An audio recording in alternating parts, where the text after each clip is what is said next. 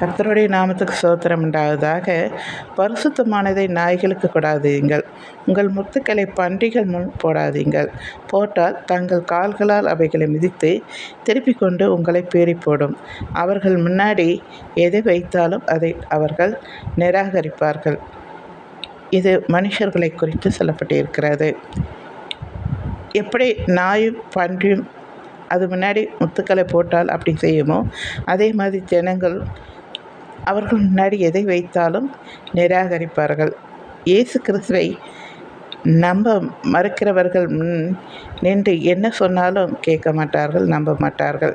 இவர்கள் வணங்கா கழுத்துள்ள ஜனங்கள், திருந்தாத ஜனங்கள். இவர்கள்தான் எத்தனையோ ஊழியக்காரர்கள், தீர்க்கதரிசிகளையும் பரிசுத்தவான்களையும் விசுவாசிகளையும் கொலை செய்தவர்கள்.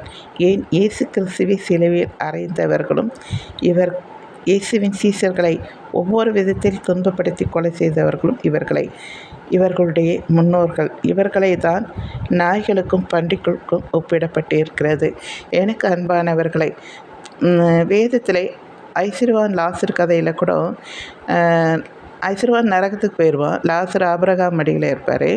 அப்போது ஐஸ்வர்யவான் நரகத்தில் இருந்து மேல் நோக்கி பார்க்கும்போது அந்த லாசரு நம்ம வீட்டு முன்னாடி ஒரு ஏழையாக இருந்தவன் தான் என்றதை அறிந்து அவன் அந்த நரகத்தில் வேதனைப்படுவதை பார்த்துட்டு இந்த இடத்துக்கு தன் சகோதரர்கள் வரக்கூடாதுன்னு அந்த ஆபிரகாம் கிட்ட சொல்லுவார்.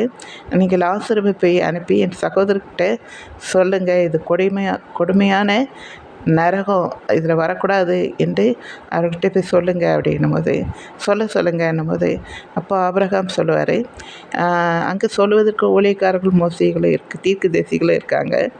அவர்களுக்கு செவி கொடாதவர்கள் இறந்து ஒருத்தன் போய் சொன்னாலும் நம்ப மாட்டார்கள் என்று அங்கே சொல்லப்பட்டிருக்கிறது. நீங்கள் எவ்வளோதான் சொன்னாலும் சிலர் நம்ப மாட்டாங்க, அதை நிராகரிப்பாங்க இல்லையா? இதுதான் இங்கே வேத வசனம் தெளிவாக சொல்லப்பட்டிருக்கிறது.